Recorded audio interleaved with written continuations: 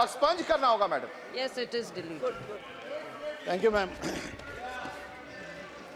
Sir, when our country is completing 75 years as a republic, we are all fortunate to be present in this house, and we have to be grateful to the people of India for giving us a chance to be members of Parliament at a very critical and glorious time in the history of our country.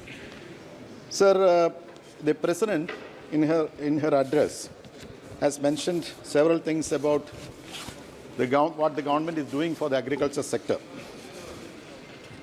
But the basic thing is, I would like to inform the government what is the farming community, what is their basic demand.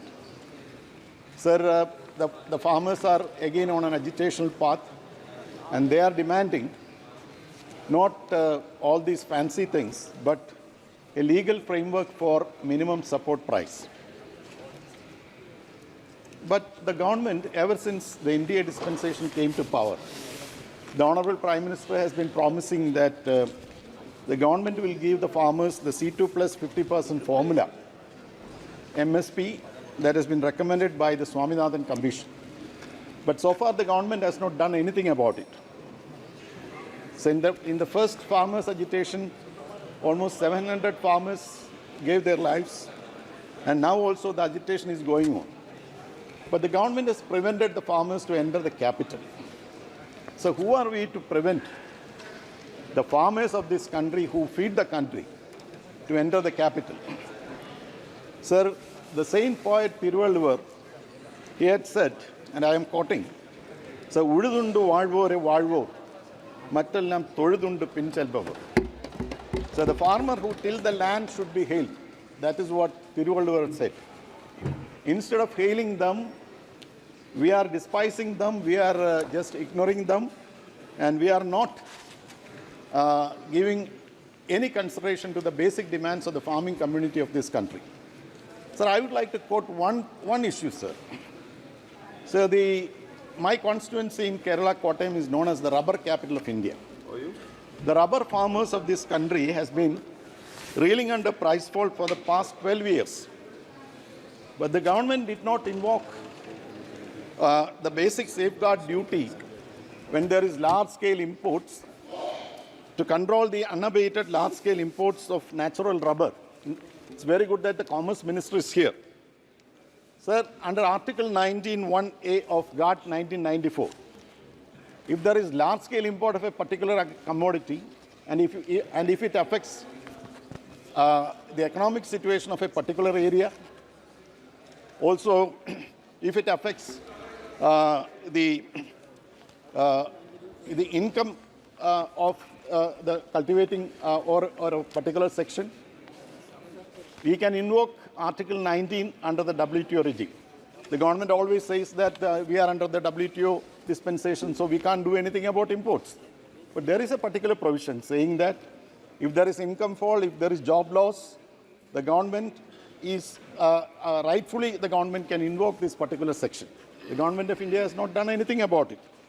Sir, now adding to insult, now we are told that the DGFT, the Director General of Foreign Trade, had proposed to extend the export obligation period of the DEPB passbook holders, the exporters who export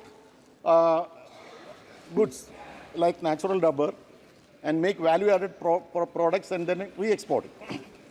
Sir, presently it is 6 months for them to export these commodities after value addition. Now the DGFT has recommended that it can be extended to 12 months. So this will create serious problems for not only for rubber farmers, for any other commodity. There will be large imports.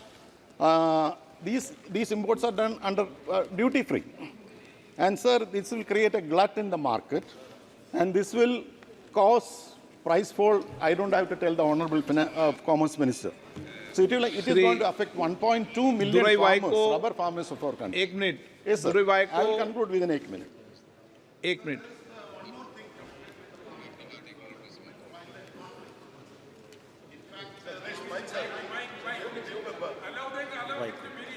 Conclude कर दें आप। record saying that.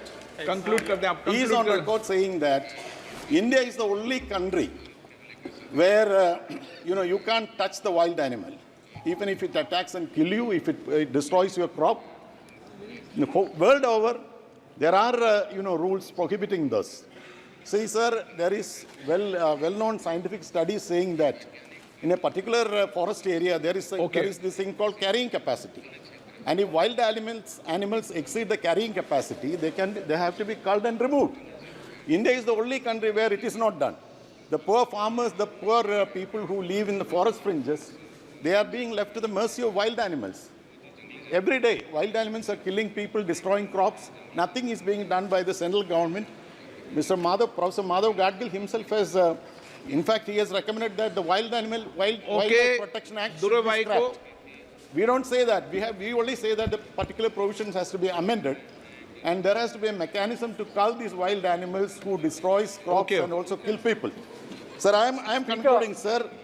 For this opportunity to make this maiden address in this temple of democracy, the Indian Parliament. I come from a state where...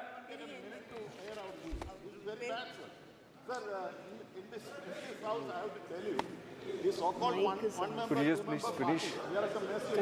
Continue to make...